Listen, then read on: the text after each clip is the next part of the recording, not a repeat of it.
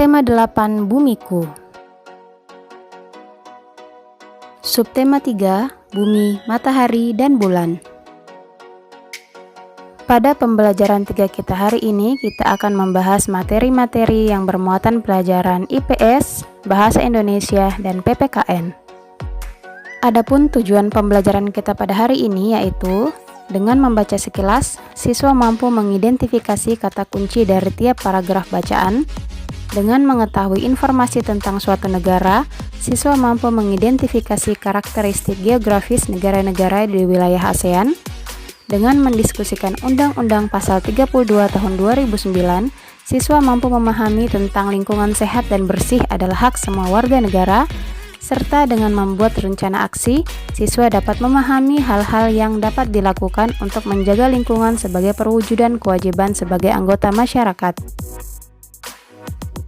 Ingatkah kalian pembelajaran sebelumnya?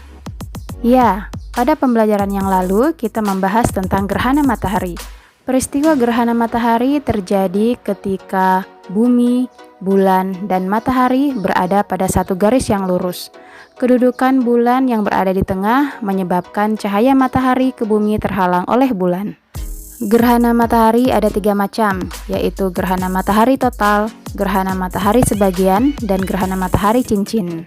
Kemudian dari teks yang berjudul gerhana bulan, diperoleh informasi dari paragraf pertama, yaitu gerhana bulan terjadi ketika kedudukan bulan, bumi, dan matahari membentuk satu garis lurus. Kedudukan bumi berada di antara bulan dan matahari, dengan informasi visual sebagai berikut.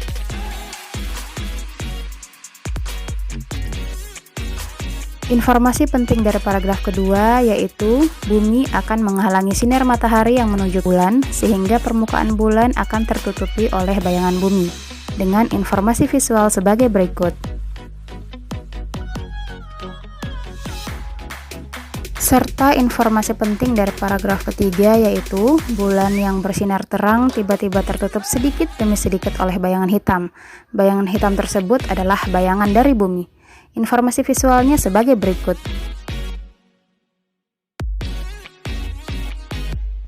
Kemudian kalian juga telah mempelajari tentang reklame yang merupakan media periklanan dan pemberitaan yang bertujuan untuk menyebarkan informasi kepada halayak ramai tentang suatu produk atau jasa atau pesan tertentu. Dan beberapa macam reklame diantaranya iklan, spanduk, brosur, embalase, poster, dan baliho. Selanjutnya kalian telah mempelajari tentang daerah pariwisata Labuan Bajo. Pengaruh kegiatan pariwisata terhadap kehidupan perekonomian masyarakat Labuan Bajo.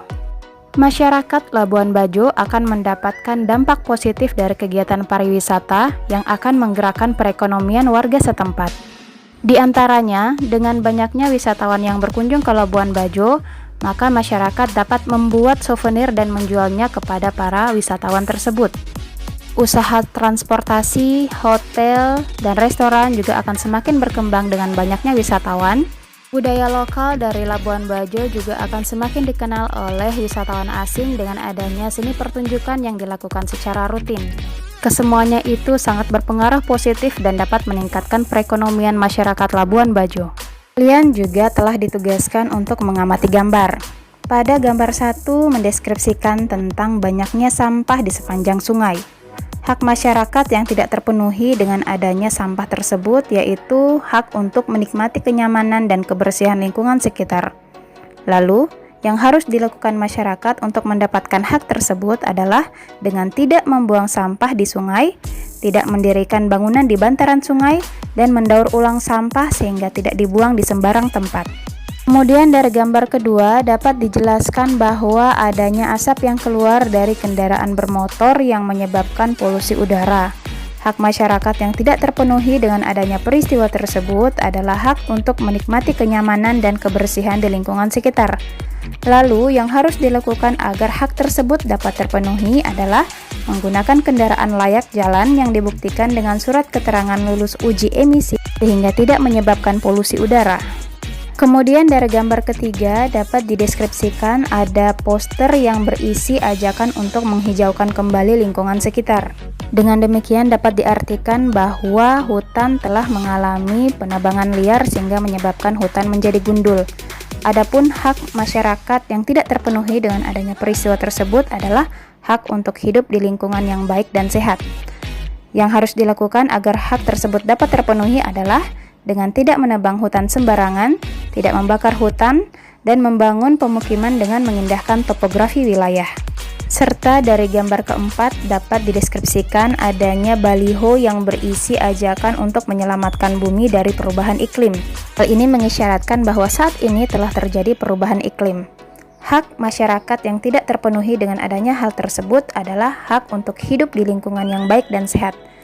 Yang harus dilakukan agar hak tersebut dapat terpenuhi adalah tidak menebang hutan sembarangan, tidak membakar hutan, tidak membuang sampah sembarangan yang dapat mengakibatkan banjir dan tanah longsor akibat perubahan iklim. Dengan penjelasan tersebut, semoga kalian dapat lebih memahami materi yang telah dijelaskan kemarin. Sekarang kita lanjutkan untuk materi hari ini. Semangat belajar! Ayo membaca. Masih ingatkah kamu tentang keadaan perekonomian negara Singapura? Sebelumnya, kita telah belajar tentang hubungan kondisi geografis dan kondisi perekonomian di negara tersebut. Sekarang, kita akan mencari informasi tentang negara lainnya, yaitu Laos dan Filipina. Laos.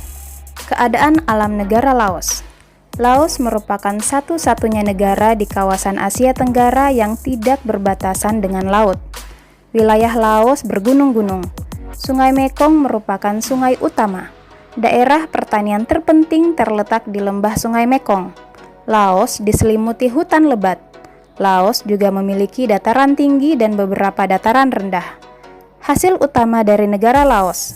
Hasil tanaman pangan utama Laos adalah padi dan jagung.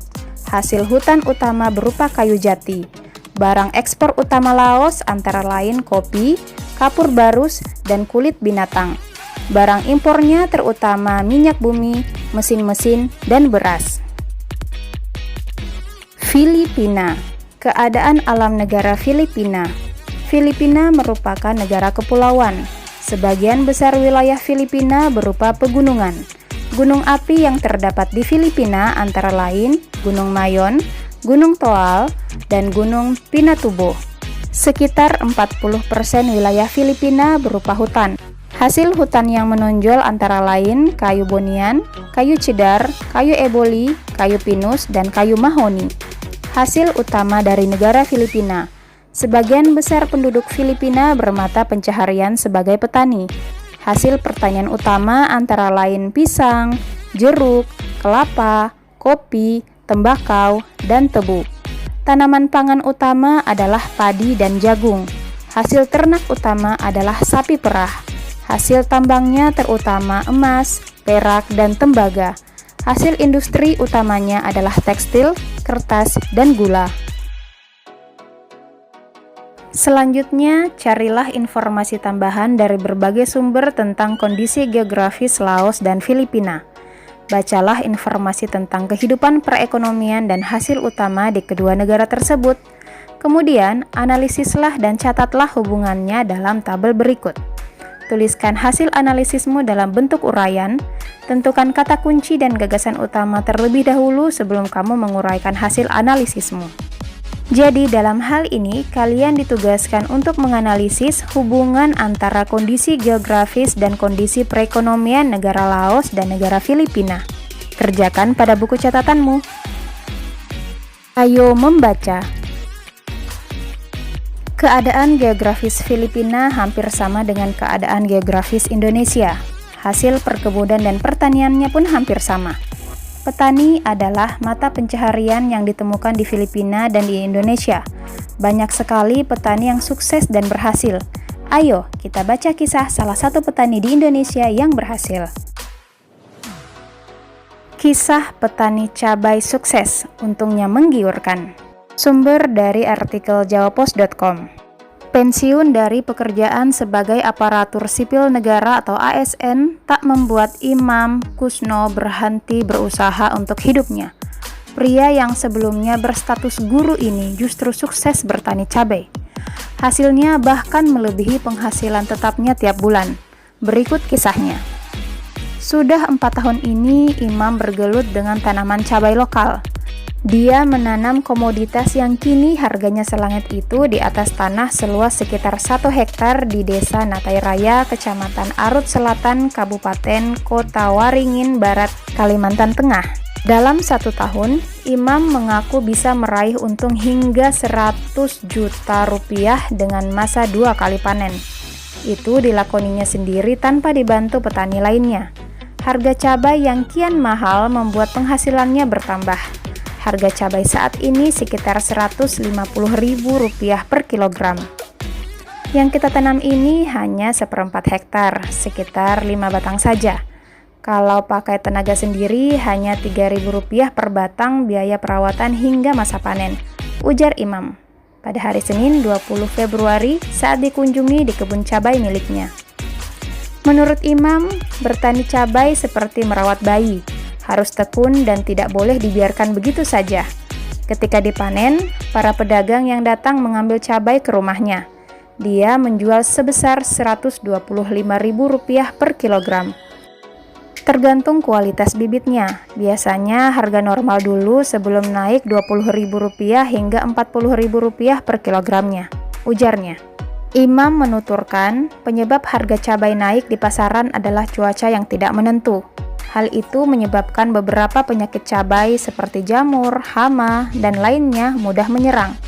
Hal yang ditakutkan petani cabai adalah apabila hujan siang hari karena jamur akan bermunculan. Karena itu, setelah hujan, tanaman cabai harus disemprot. Menentukan berhasil atau tidak itu kan cuaca. Lebih baik musim kemarau sekalian lebih bagus. Dampaknya cuaca seperti ini, jamur yang banyak, patek juga banyak. Makanya 2 kali sehari disemprot tidak menutupi gagal panen, katanya. Sementara itu, Kasih Produksi Hortikultura Dinas Tanaman Pangan, Hortikultura dan Perkebunan Kabupaten Kawar, Legiman mengatakan, petani cabai di Kobar paling banyak berada di Kecamatan Pangkalan Lada dan Arut Selatan. Cabai lokal di Kobar sudah bisa memenuhi kebutuhan pasar. Sebagian dipasok dari Jawa, sekarang ini rata-rata cabai di pasaran sudah disuplai petani lokal dan kualitasnya juga bagus, tandasnya. Ayo mengamati. Keberhasilan petani Imam Kusno tidak luput dari upaya dan kerja keras yang ia lakukan.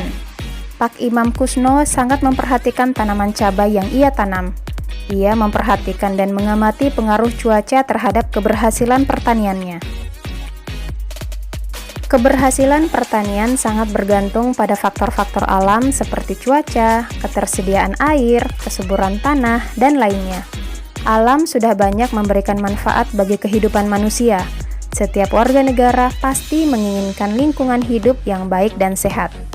Undang-Undang Republik Indonesia Nomor 32 Tahun 2009 menyatakan bahwa lingkungan hidup yang baik dan sehat merupakan hak asasi setiap warga negara. Hak asasi adalah hak-hak dasar yang dimiliki setiap pribadi manusia sebagai anugerah Tuhan yang dibawa sejak lahir. Hak asasi dimiliki oleh setiap manusia tanpa membedakan jenis kelamin, usia, agama, dan status sosial. Tugas kalian kali ini, carilah contoh-contoh hak warga negara yang dikategorikan sebagai hak asasi. Carilah informasi dari berbagai sumber dan sajikan informasi yang kamu temukan tersebut dalam bentuk infografis. Berikan warna yang menarik dan tulisan yang menarik. Infografis tersebut dapat kalian buat pada kertas gambar ataupun kertas HVS. Ayo berdiskusi. Petani Imam Kusno adalah salah satu contoh petani yang berhasil. Petani merupakan salah satu profesi yang ditekuni oleh sebagian besar masyarakat Indonesia. Bekerjalah dalam kelompok yang terdiri atas 5 siswa. Bersama dengan kelompokmu, identifikasikan macam-macam mata pencaharian yang dapat kamu temukan di lingkungan sekitarmu. Carilah sedikitnya 5 jenis mata pencaharian yang berbeda.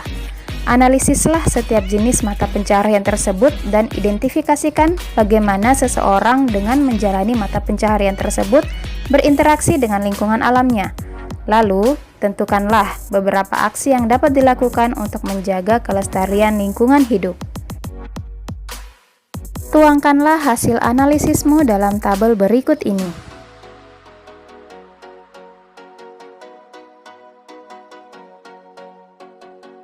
Berikut rangkuman kegiatan kita pada hari ini.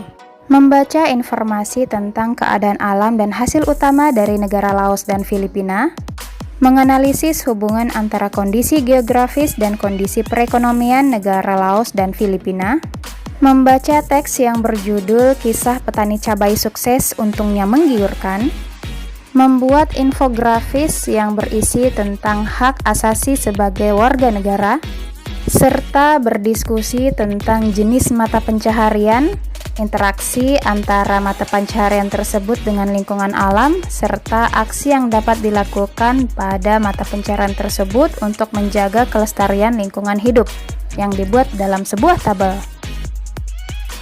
Sekian materi pelajaran kita pada hari ini, semoga kalian dapat memahaminya dan dapat mengerjakan tugas-tugasnya dengan benar. Terima kasih. Assalamualaikum warahmatullahi wabarakatuh.